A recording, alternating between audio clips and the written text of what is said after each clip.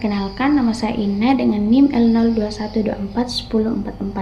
Saya akan menjelaskan tentang thermodeo GERT atau sistem monitoring limbah panas dan oksigen terlarut secara real time.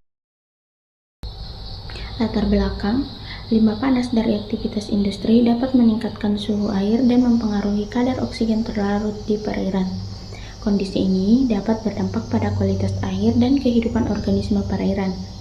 Oleh karena itu, diperlukan sistem monitoring yang dapat memantau suhu dan oksigen terlarut secara real time.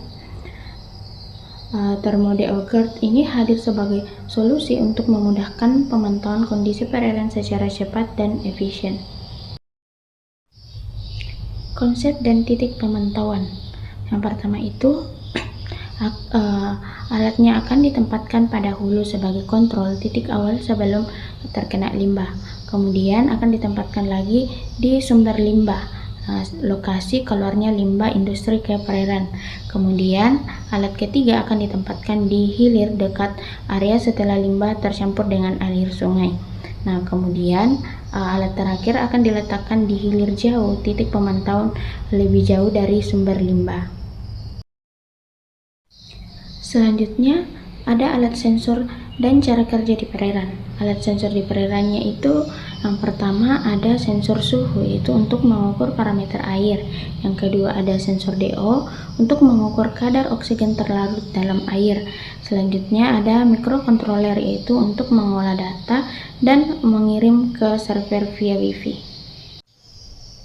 Selanjutnya, cara kerja di perairan. Yang pertama itu, sensor membaca data di air. Sensor suhu dan DO akan membaca parameter kualitas air secara real time. Yang kedua itu email ke Microsoft Controller. Nah, data dari sensor dikirim ke Microsoft Controller ini melalui kabel. Kemudian, data dikirim melalui Wi-Fi. Microsoft Controller ini mengirim data hasil pembacaan melalui jaringan Wi-Fi ke komputer atau server yang menjalankan program.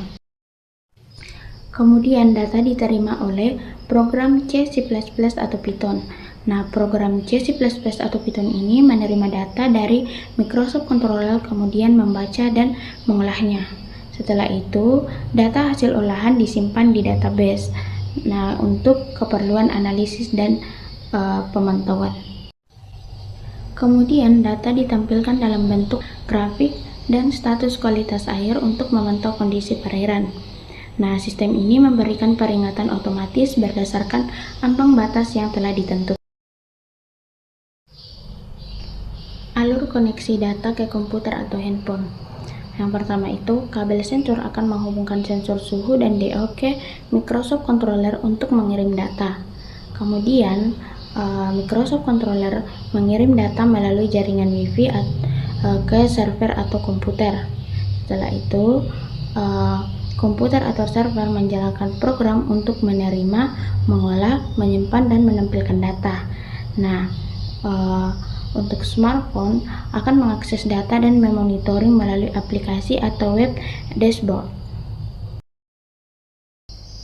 Cara kerja dan analisis. Cara kerjanya yaitu sensor akan membaca data, kemudian Microsoft Controller akan mengolahnya.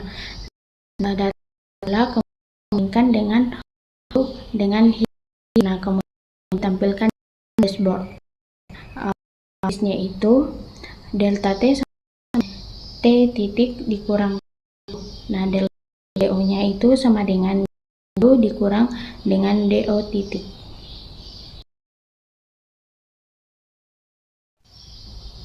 Output dan keunggulan. Outputnya itu suhu dan DO secara real time.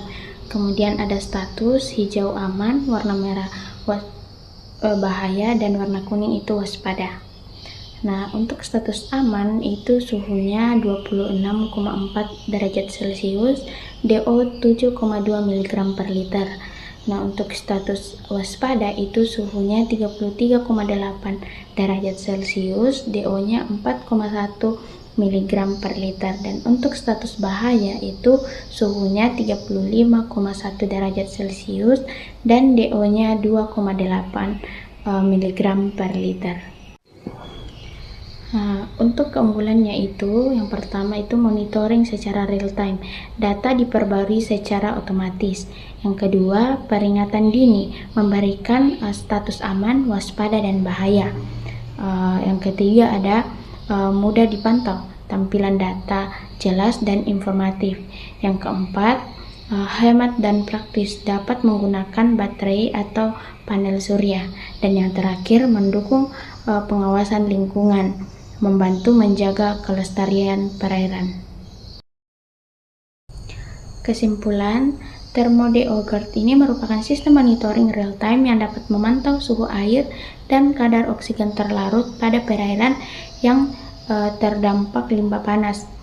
Sistem ini membantu pengawasan kualitas air secara cepat dan efisien, memberikan peringatan dini ketika kondisi melewati batas normal, serta mendukung upaya pengelolaan dan perlindungan lingkungan perairan.